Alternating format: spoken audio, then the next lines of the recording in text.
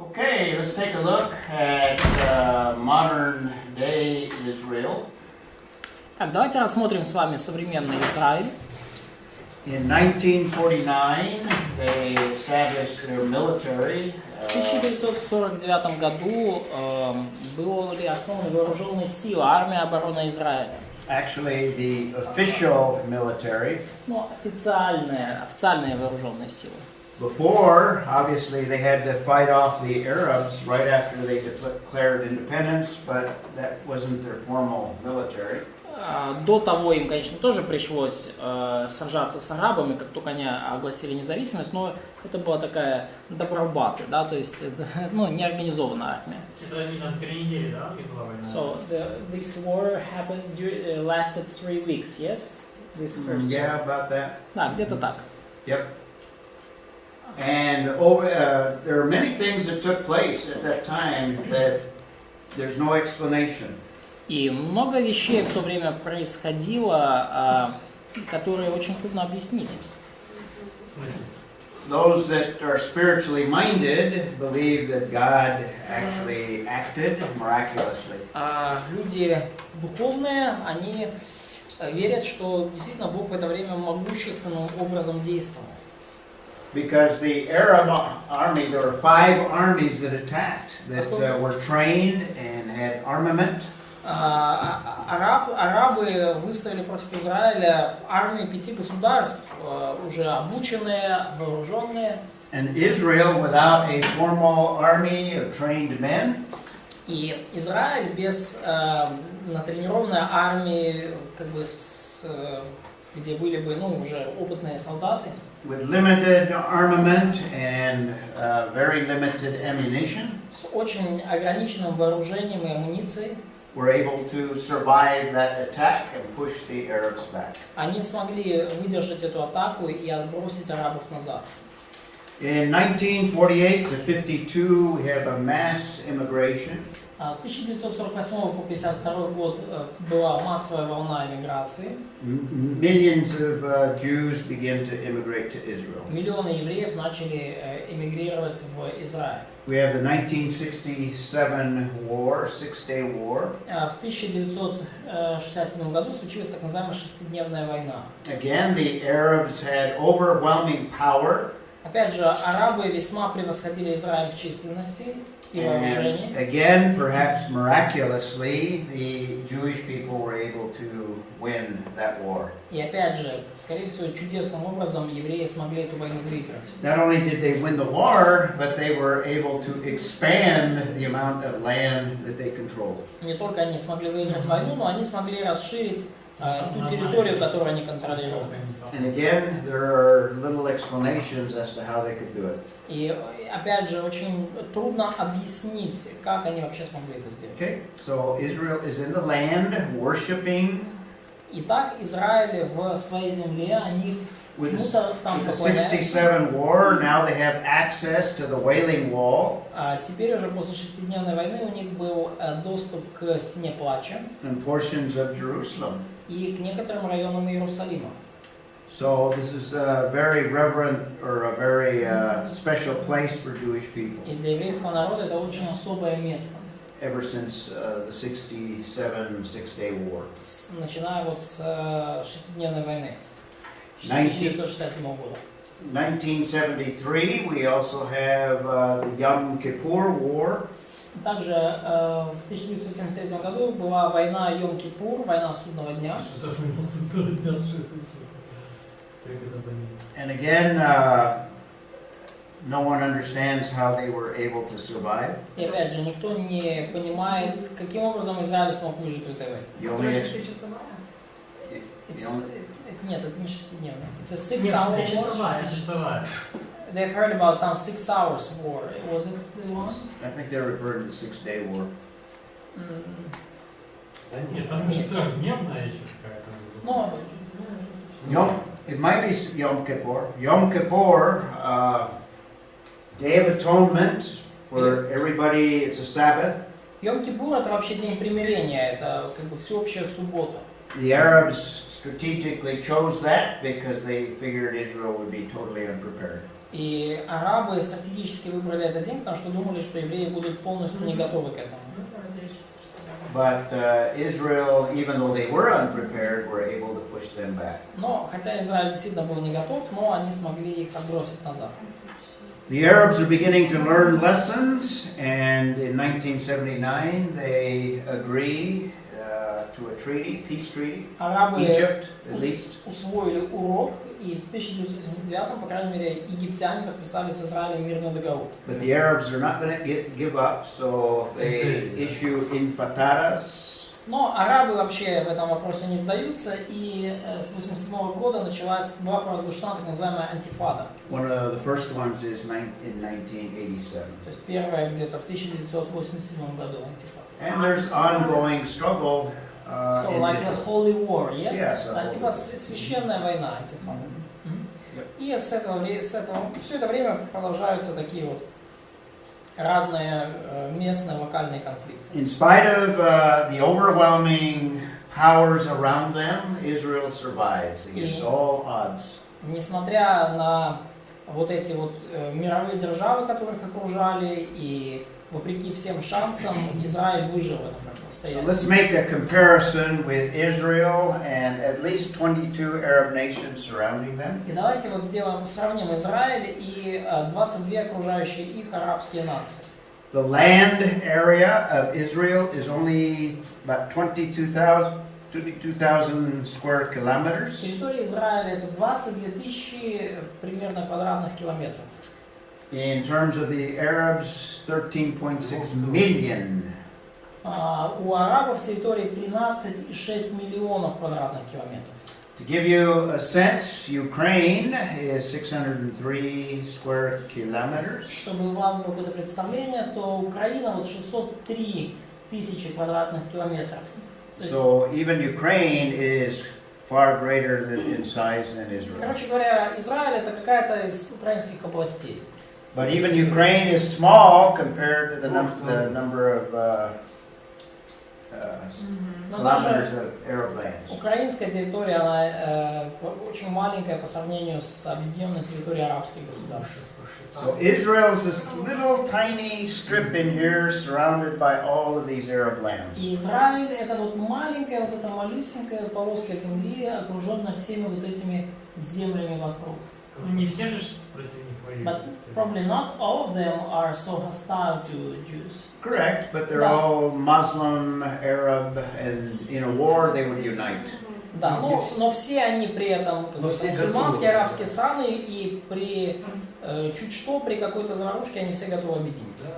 Compared to other countries, this is compared to England, which is a small island. Вот сравним с другими странами, например, с Англией. Англия небольшой вообще остров. Compared to the United States, Вот в just a little. сравнении с Соединенными Штатами это вообще. Australia, India, В сравнении с Австралией, с Индией, Израиль очень маленький. very tiny land. Очень маленький кусочек земли. So looking at it at a Google Earth map, Вот, глядя на карту Google Earth, this gives you a sense the size of вот Ukraine, the это size размер of Israel. Украины и вот размер Израиля. So there's Ukraine, Короче, как Молдова. Вот Украина, size of Ukraine, and at the same scale, this is the land of Israel. размер Украины, и вот в том же масштабе вот Израиль. Very tiny. Очень маленький кусочек. In terms of population, Когда мы говорим о населении, here's the Muslim population. вот население мусульманских народов.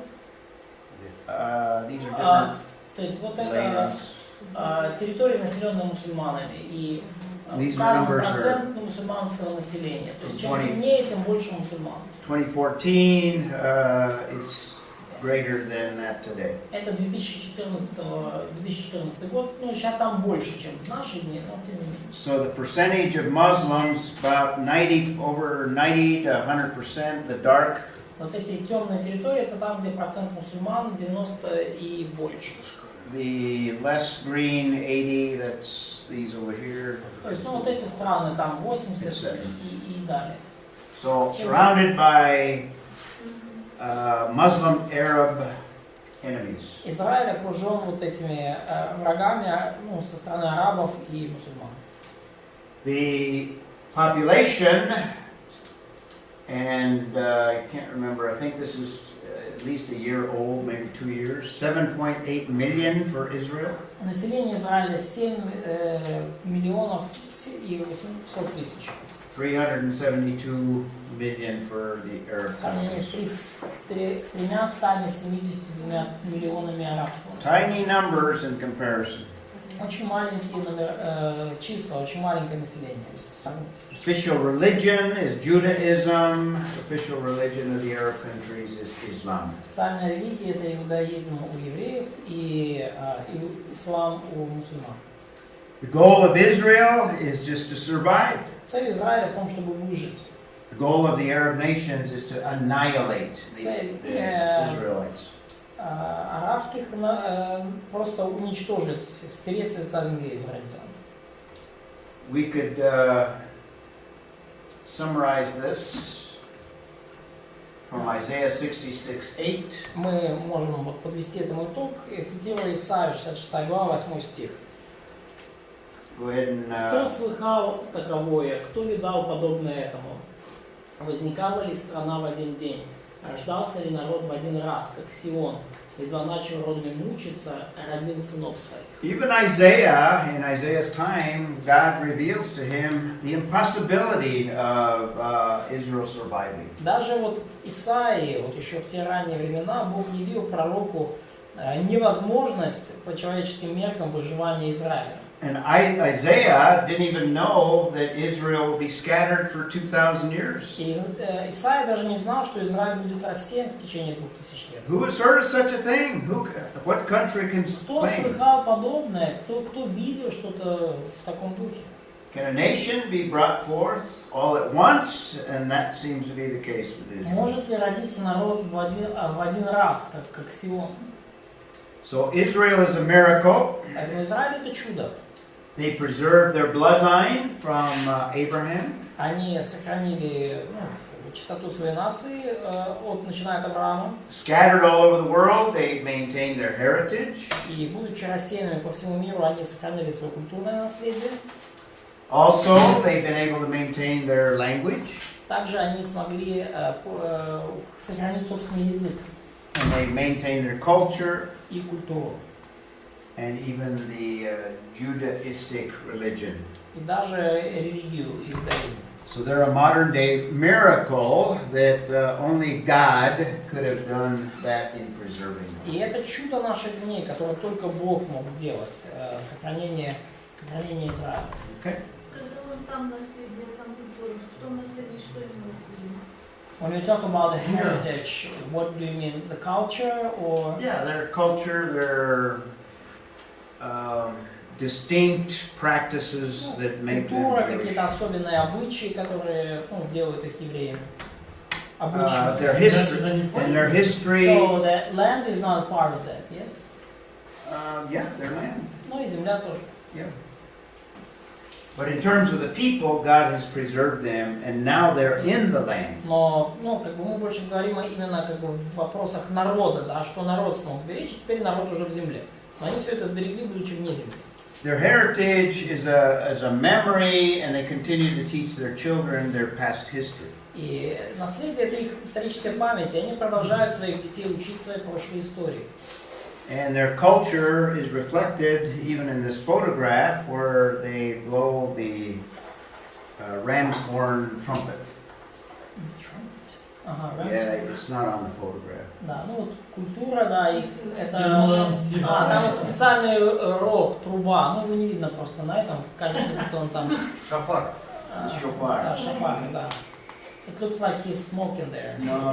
Let me expand it here. Let's see it. А я видел шофар.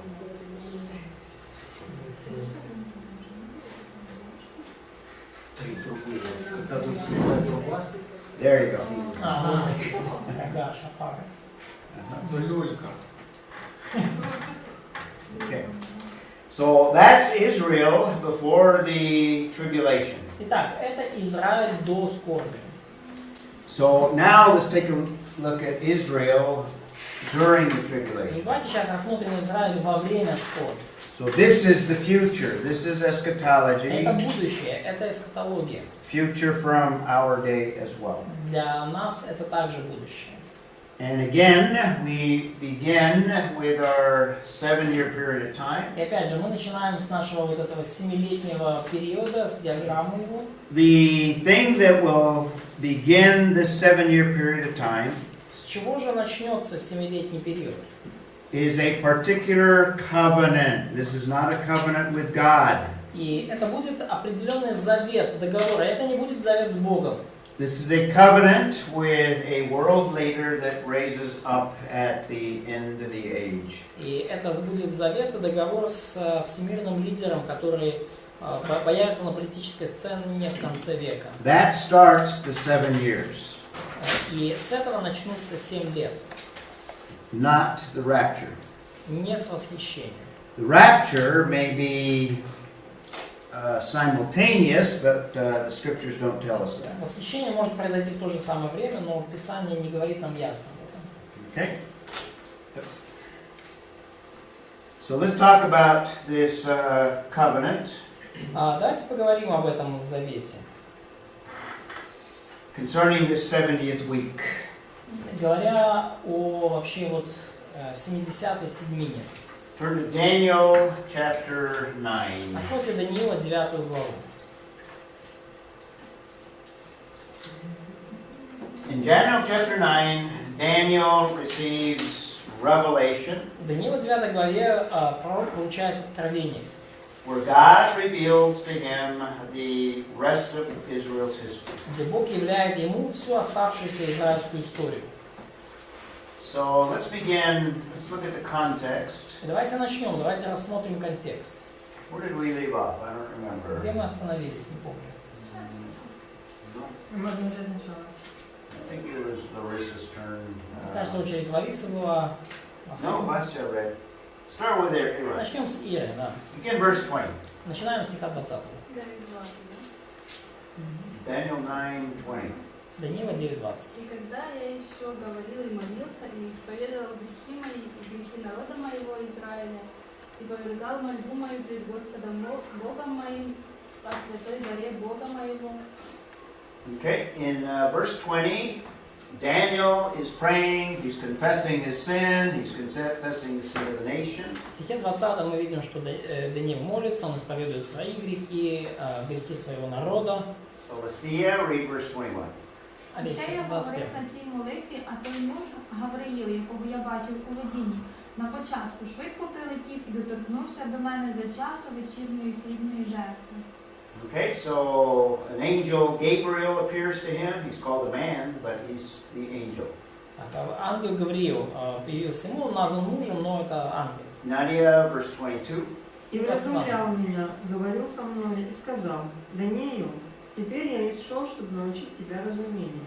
Okay, so he's going to give him insight in the future of the nation. Итак, он дает ему некое озарение о будущем народа. You're 23. Стих 23. В начале моления твоего вышло слово, и я пришел возвестить его тебе, ибо ты муж желаний. Итак, вникни в слово и уразумей видение. Okay, and now the vision begins in verse 24. И вот начинается видение с 24 стиха. 70 седьмин определены для народа твоего и святого города твоего, чтобы покрыто было преступление, запечатаны были грехи и заглажены беззакония, и чтобы проведена была правда вечная, и запечатаны были видения и пророк, и показан был святой, помазан был святой святой. Okay, so basically there are 70 Shabuas. То есть будет 70 вот этих седьмин, шабуас. In Hebrew, a Shabua is 7 units of something. В иврите шабуа это 7, ну как бы, седьмина, то есть 7 единиц чего-либо. In some context, it refers to 7 days, so it's a week of days. Семерка, да, иногда говорится о 7 днях с использованием этого слова, и поэтому это обозначает неделю, да, 7 дней. In this context, it's 70 years. Но в данном контексте это 7 лет. So he is basically predicting that Israel has 490 years. То есть здесь ангел предсказывает, что Израиля осталось 490 лет. Until basically the consummation of history. Пока не завершится история, по сути. God's going to deal with sin. Бог He's going to finish transgression. разберется с грехом, положит конец преступлениям, Atonement is going to be made. загладит беззаконие, He's going to bring in a period of everlasting righteousness. приведет вечную праведность, начнется период вечной So праведности. it's going to be 70 times 7 or 490 years, and God's going to complete their history. То есть пройдет еще 490 лет, и Бог завершит историю. Verse 25. Oleg. Стих 25. Та знай і розумій від виходу наказу, щоб вернути Ізраїля й збудувати Єрусалим, аж до владики Месії 7 тижнів та 62, і вернеться народ, і відбудований буде майдан, і вулиця, і то буде за тяжкого часу. Okay, so he's announcing that there's going to come a prince. То есть он провозглашает, что придет вождь. 7 plus what? 62 equals what? После 7 плюс 62 скольки?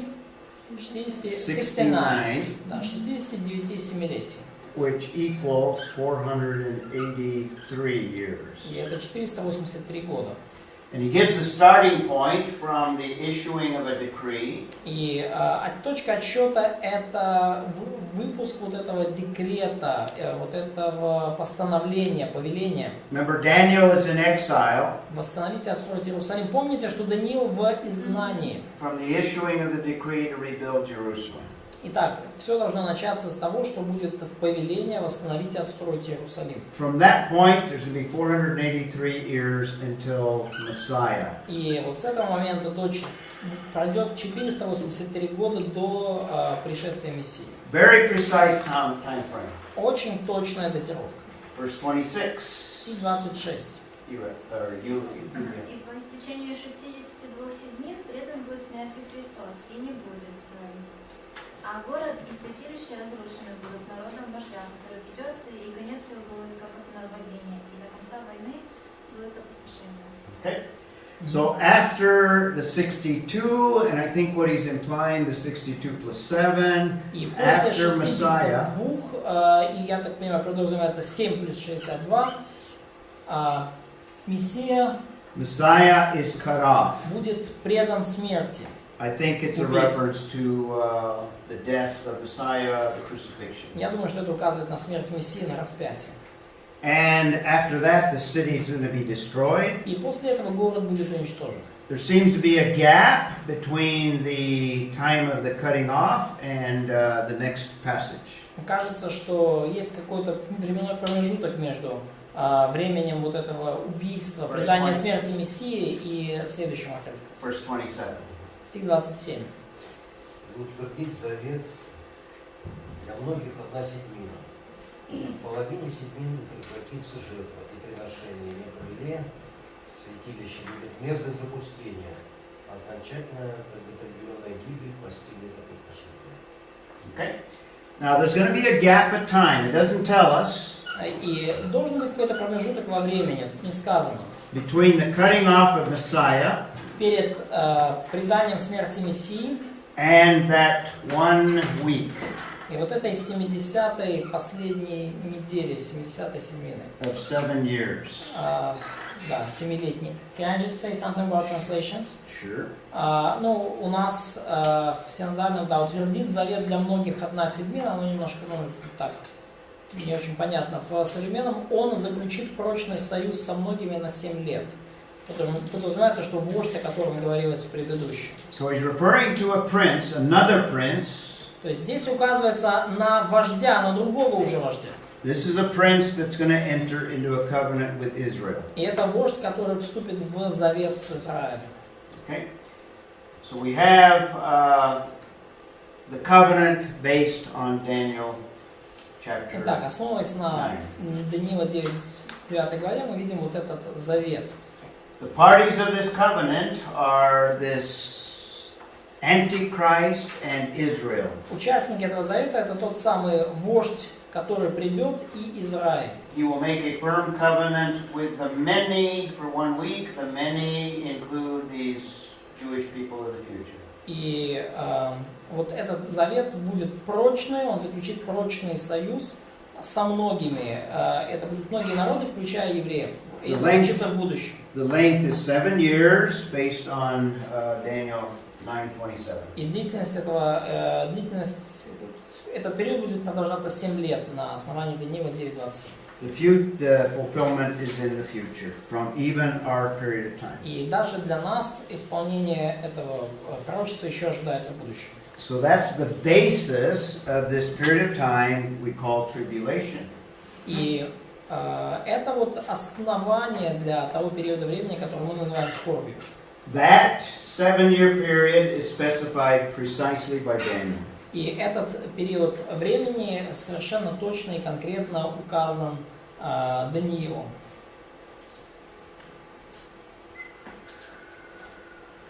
Okay. Now, I believe that another thing that takes place at the very beginning of that 7-year period of time Я верю, что еще одна вещь, которая произойдет в самом начале вот этого 7-летнего периода. what I tried to show you is the basis of the 7-year. Now I'm going to give you what happens at the beginning. И вот я сейчас попытаюсь вам сказать, вот, что будет происходить в этом 7-летнем периоде. И вот мы начнем с самого начала. God's going to raise up 2 prophets. И в самом начале Бог воздвигнет 2 пророков.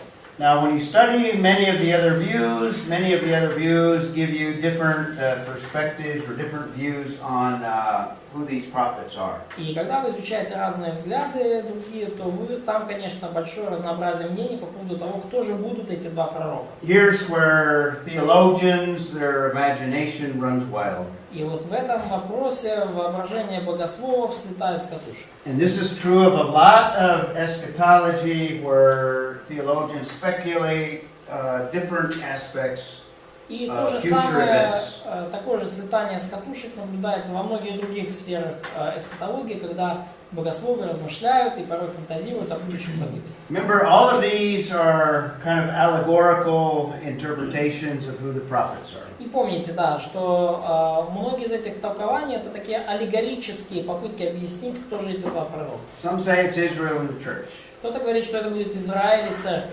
So these 2 prophets that rise up, they say, are Israel and the church in the tribulation. Они говорят, что во время скорби возвысятся 2 пророка. Один пророк Израиль, второй пророк церковь. Another allegorical interpretation, it refers to the Old Testament and the New Testament. Еще один аллегорический взгляд это то, что это будет Ветхий и Новый Завет. So once they depart from a literal interpretation, then your imagination can come up with just about anything. Как только вы уходите от буквального толкования, то ваше воображение уже тогда способно практически на все. Some theologians, the law and the gospel. Некоторые богословы говорят, что это законы Евангелия. Jewish and Gentile witnesses, another view. То есть еще одни говорят, что это свидетель евреев, свидетель язычников. Closer to a literal is Enoch and Elijah. Ну, ближе уже к буквальному толкованию это Енох и Илия. Did they say Calvin and Armenian? No, they probably Они говорят Calvin и Armenian. Нет, я просто так подумал. they might have, but I Могли don't. бы, конечно.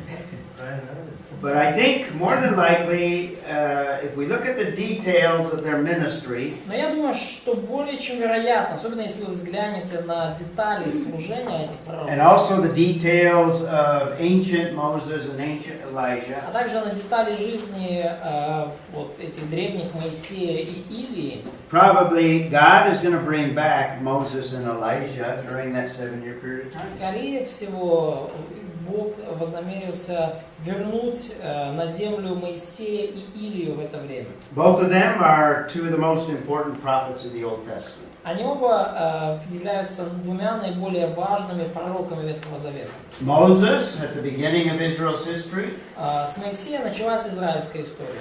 Elijah towards the end, И Илия служил уже ближе к концу этой истории.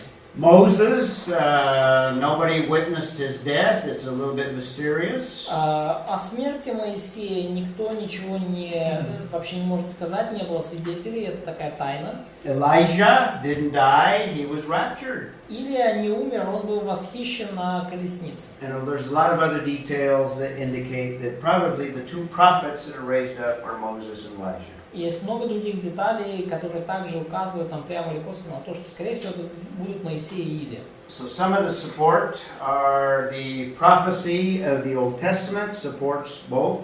И в поддержку этого взгляда говорит то, что ветхозаветные пророчества говорят about both, like Moses and Elijah. Yeah, Да, returning or having a ministry. Говорят о возвращении или будущем служении Моисея и Илии. Malachi specifically predicts that Elijah will come before the coming of the Messiah. И Малахия конкретно говорит о том, что Илия придет перед приходом Мессии.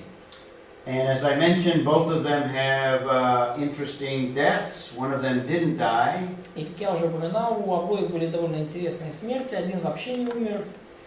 Also, they have experiences that are reflected in the text of the book of Revelation. И также у них был в жизни определенный опыт, который, похоже, как-то отражается в книге Откровения. In Revelation 11, let's turn there. Ну, давайте откроем это место. Откровение 11. We have the revelation concerning the two prophets. Мы видим вот это откровение о двух пророках. And let's pick up verse 2, 11, 2. Давайте со второго стиха 11:2. Whose turn is it? Кира? It's back to you, I think. Kira. 11:2. 3. Skip to 3. Да. И дам двум свидетелям моим, и они будут пророчествовать 1260 дней, будучи облечены во вредище. Okay. So, two witnesses who are prophets. Итак, два свидетеля, которые являются пророками. How long will they prophesy? Как долго будут пророчествовать? 3,5. 3.5 years. 3.5 years. Now, it's given in months. Да, ну, приведено число в месяцах. Now, I take it that this is the beginning of the 7 years. Makes sense. Я воспринимаю так, что это начало 7 лет, то есть первая половина. They're compared, in verse 4, they're compared to two olive trees И в 4 стихе они сравниваются с двумя оливковыми деревьями and two lampstands. и двумя светильниками. And notice they're protected in verse 5. И обратите внимание, что они защищены, 5 стих. And let's read that one. Давайте это прочитаем. І коли б хтось хотів учинити їм кривду, то вийде огонь з їхніх уст і поїсть ворогів їхніх. А коли хто захоче чинити їм кривду, то й отак мусить бути забитий. Okay. Who called down fire from heaven? Кто призывал огонь с неба? Elijah. Okay.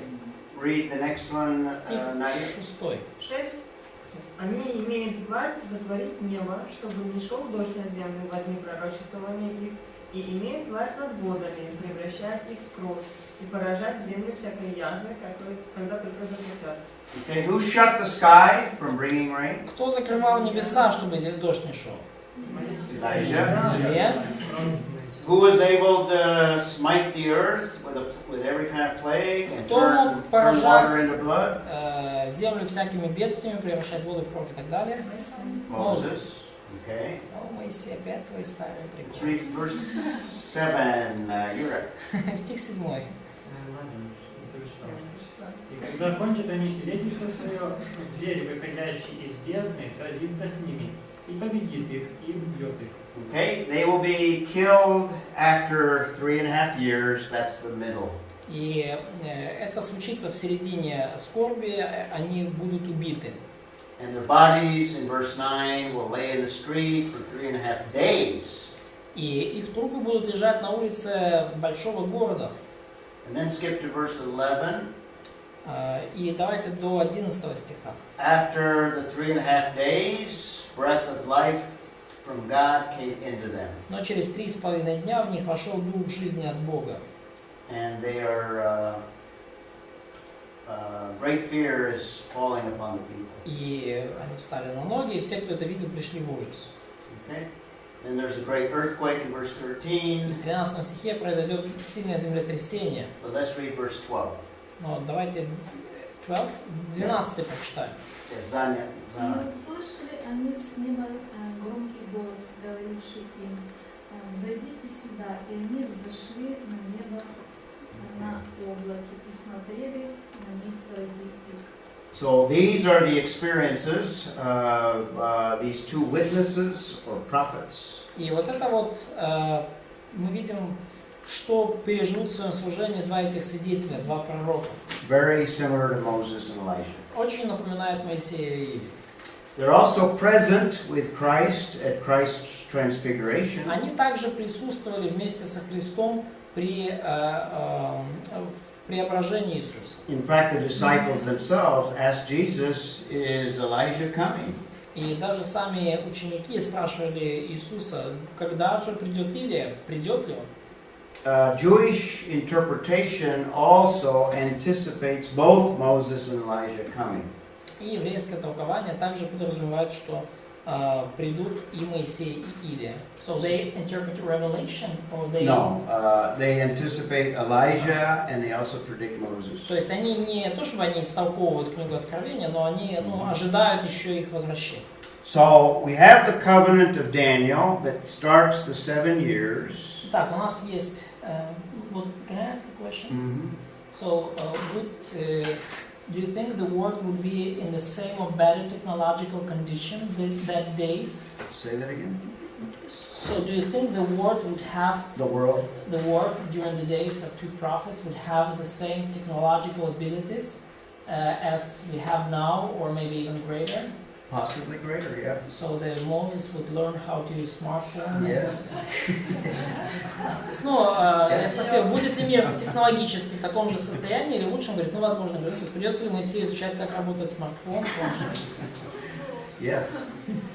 The whole world's going to see these events too. И весь мир будет видеть эти события. So you're going to be able to look on your computer, То есть on the будет internet. онлайн-стрим, да, в интернете. Exactly. It'll be live stream.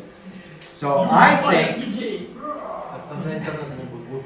I think the two prophets come very early. И я думаю, что два пророка придут весьма рано, At the very beginning, в самом начале, because they have a ministry for 3.5 years, поскольку их служение будет длиться 3,5 года, and then they're killed in the middle of the 3.5 years. и посредине вот этих 3-7 лет они будут убиты. И Now, потом it воскреснут. makes sense to me that a prophet like Moses and a prophet like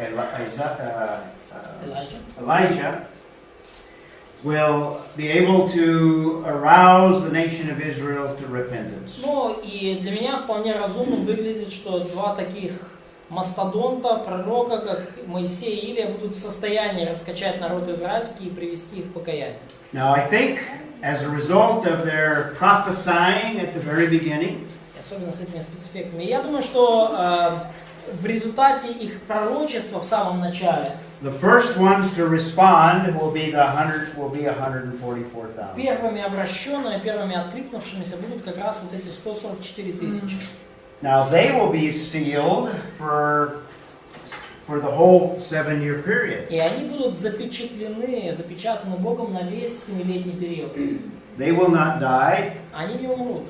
The two witnesses or prophets, they die in the middle, but the 144,000 survive the 7 Два years. свидетеля, два пророка, они выживут, они будут убиты посередине скорби, а вот 144 тысячи, они не умрут, они выживут в течение всей скорби. Notice Revelation 7. Обратите внимание на Откровение 7 главу. Whose turn is it to read? Чья очередь? Vasha? Or your turn? Okay. Verse 1. С первого стиха.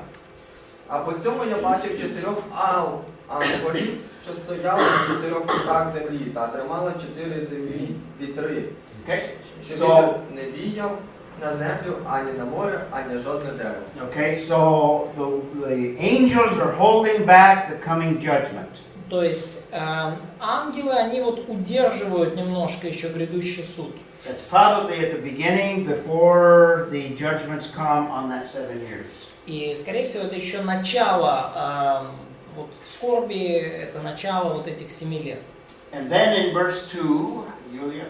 И далее стих 2. «И видел я иного ангела, восходящего от востока солнца, и имеющего печать Бога живого. И воскликнул он громким голосом к 4 ангелам, которым дано определить земле и морю, говоря».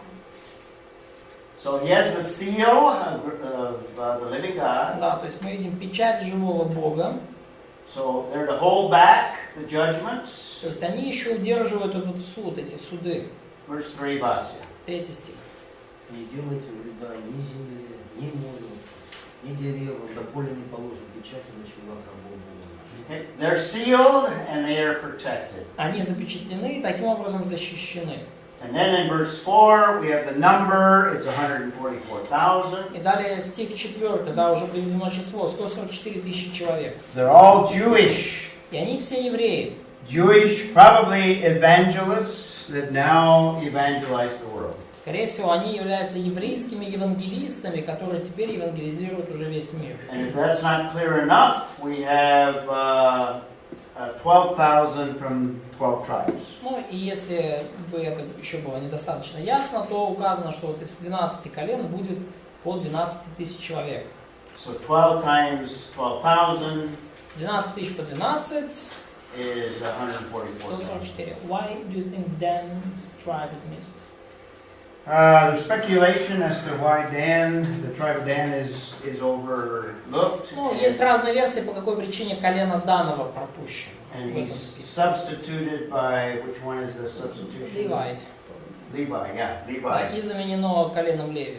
Some point back to the sin of Dan in the Old Testament. Некоторые указывают на грех Дана, колена Данова, который был совершен в Ветхом Завете. In fact, there are some scholars that even think that Antichrist rises from Dan, but I don't. False prophet, you mean? The false prophet, yeah. Да, некоторые ученые даже считают, что уже пророк восстанет из колена Данова.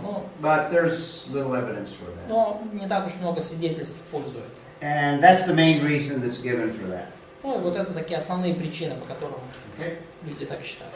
So I think a revival will be stimulated by the ministry of the 144,000. Я думаю, что вот это пробуждение, like universal revival, Yeah, amongst both Jews and Gentiles. всемирное пробуждение среди как евреев, так и язычников как раз-таки будет происходить благодаря служению вот этих 144 тысяч запечатленных.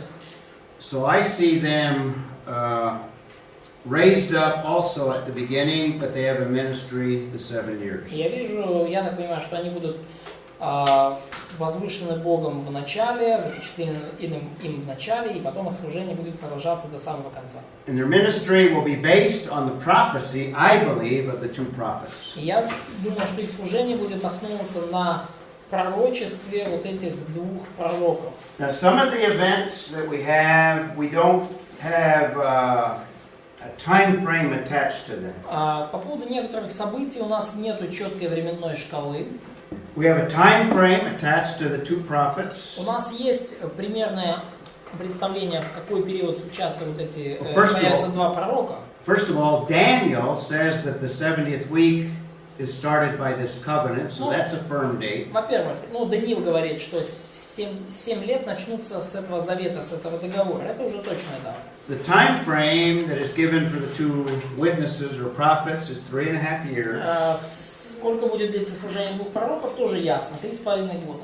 And it makes more sense that it's at the beginning than at the end. И более разумно предположить, что это все-таки первые 3,5 года, чем вторые 3,5 года. The 144,000 are sealed for the whole period, so they have to come at the very beginning. Запечатлены на весь этот период, поэтому они тоже должны появиться в самом начале. Now, in the book of Revelation and elsewhere, we also know that this is the time when all of Israel shall be saved.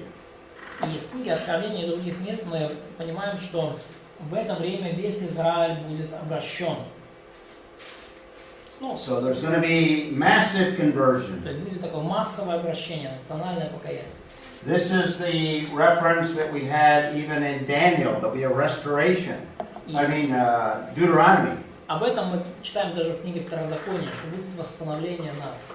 You can put Deuteronomy 30 verses 5 and 6. We read that one. Мы уже читали Второзаконие 30 глава, 5-6 стих, можете там разместить.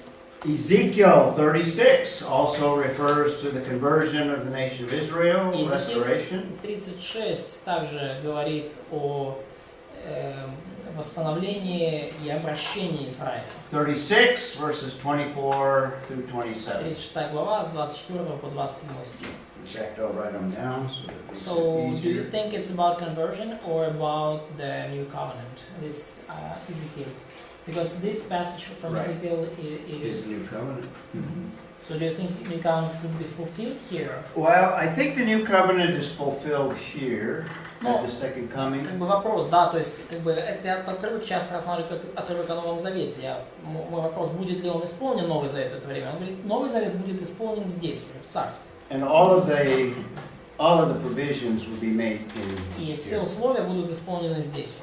Because it includes the land, it includes lots of things. Поскольку Новый Завет включает в себя землю и многие другие места. But that doesn't mean that conversions won't take place ahead of time. Но это не значит, что обращение народа не может случиться ранее. So we have 36, Да, Иезекииля 36. 24 through Законе 27. какая ссылка? Второзаконие 30 глава, 5-6 стих. And you can include Ezekiel 39, 10, да? Да, и также 30 глава, 5-6 стих. И 28 and 29. 39 Иезекииль тоже 28-29. Okay.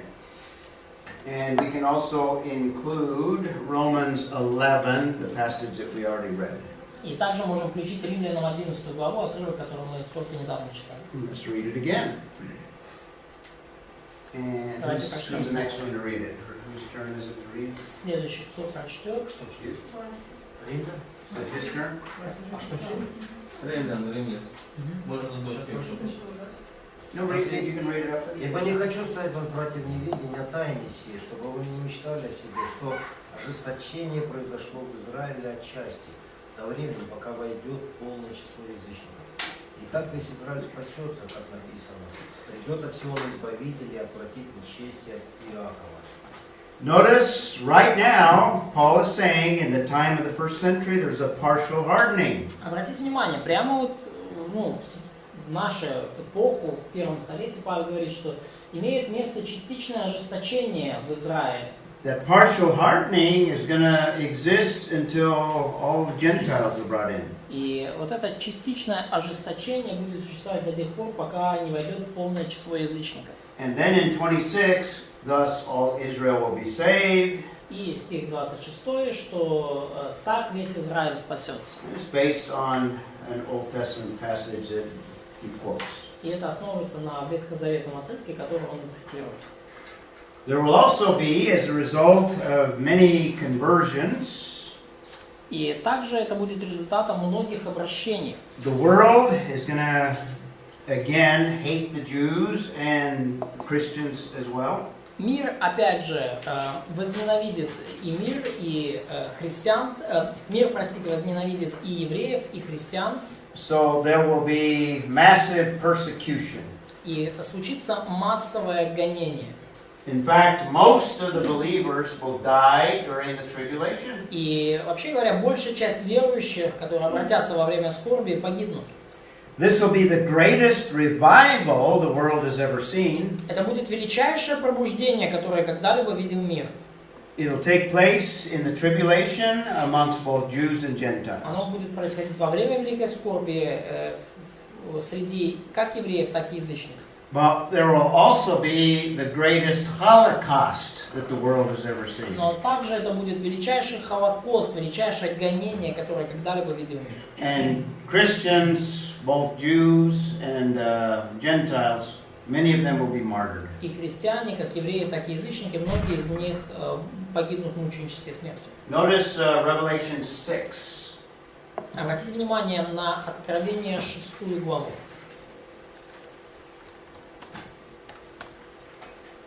Let's read Ira, read verse 9. Ира, прочти, пожалуйста, 9 стих. И когда он снял пятую печать, я увидел под жертвенником души убиенных за Слово Божие и за свидетельство, которое они имели. Okay? What's implied in the verse is there's going to be people underneath the altar, they're dead. И подразумевается, что вот под жертвенником будут люди, которые погибли, They're slain because of the Word of God. которые были убиты за Слово Божие. In other words, they're dying for their faith. Иными словами, они умрут в итоге за свою веру. Okay, verse 10, Alicia. Стих 10, Алисия. І кликали вони гучним голосом, кажучи, аж доки, владико святий та праведний, не будеш судити і не мститимеш тим, хто живе на землі за кров нашу. So they're under the altar in heaven. То есть они под жертвенником на небесах, у подножия жертвенника. And they want justice И они хотят справедливости on earth. на земле. So they're crying out. И они взывают, громко God кричат. gives them an answer in verse 11. И Бог дает им ответ в 11 стихе. Nadia. И даны были каждому из них одежды белые. И сказано им, чтобы они успокоились еще на малое время, пока и сотрудники их, и братья их, которые будут убиты, как и они, до полного числа. So this is just the beginning of many more that will die. То есть это лишь начало, и многие другие еще погибнут. It's going to be a terrible time of suffering for those that believe in Messiah. Это будут жуткие времена страданий для всех, кто верит в Мессию. Let's read Daniel 7:21. Прочтем Даниила 7:21. 7:21. Даниила 7:21. Я видел, как этот рог вел брань со святыми и превозмогал их. Okay. Let's see. Keep looking and more. Okay, so there's war with the saints. То есть была вот эта брань, война со святыми. And the context of this is during this future time of trouble for И Israel. контекст этого отрывка это вот как раз таки будущие времена страданий, времена скорби. Look up Zechariah 13 as well. Смотрите, Захария 13 также. And Захария что? 13. Verse? Zechariah 13:8. 13:8. Захария 13:8.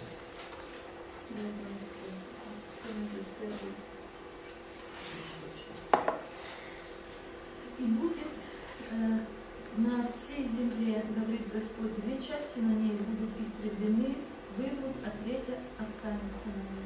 Okay. So this seems to indicate that two parts of these people will be destroyed. И you mean the Israelites, two parts of Israelites? Yeah, Israelites. Да, и этот стих указывает на то, что 2/3 еврейского народа будут уничтожены в этой скорби. Now it's not clear whether that refers to those that are saved or those that are martyred. Or not saved, the ones that are not saved. Okay. Но недостаточно ясно из Захарии, 2/3 спасенных или 2/3 вообще всех. And the 1/3, some believe that those are the ones that are saved, and the other view is that they're the ones that are spared in the persecution. Но и 1/3 тоже вопрос, да, то есть одни говорят 1/3 это спасенные, а другие говорят, что 1/3 это из спасенных тех, кого Бог сохранил во время гонения. It'll be worldwide. Нет, это будет всемирный феномен. То есть, In fact, God could call the 144,000 from anywhere all over the и world. Бог, вообще говоря, может призвать 144 тысячи из любого места, хоть из Зимбабве. And more than likely it'll be worldwide because they will instantaneously know the culture, the language, and be able to evangelize. Но и скорее всего это явление будет, вот эта проповедь будет всемирной, потому что, получается иначе, если они все из Израиля, то им надо будет мгновенно выучить культуру, язык и евангелизировать по всему миру. And they'll convert both Jew and Gentile worldwide as well. И через их служение будут обращаться к Богу евреи и язычники по всему миру. So that gives you a little bit of Israel before the tribulation. И вот это немножко такой краткий обзор истории Израиля во время скорби. and during the tribulation. до скорби и во время скорби. And there's lots of scriptures, but I gave you kind of a survey for the sake of time. И есть много отрывков Писания, которые можно привести, но я просто даю вам такой обзорный план, так, чтобы вы могли понять, о чем речь. And there is also many scriptures that deal with Israel after the И tribulation. есть много отрывков Писания, которые касаются Израиля после скорби.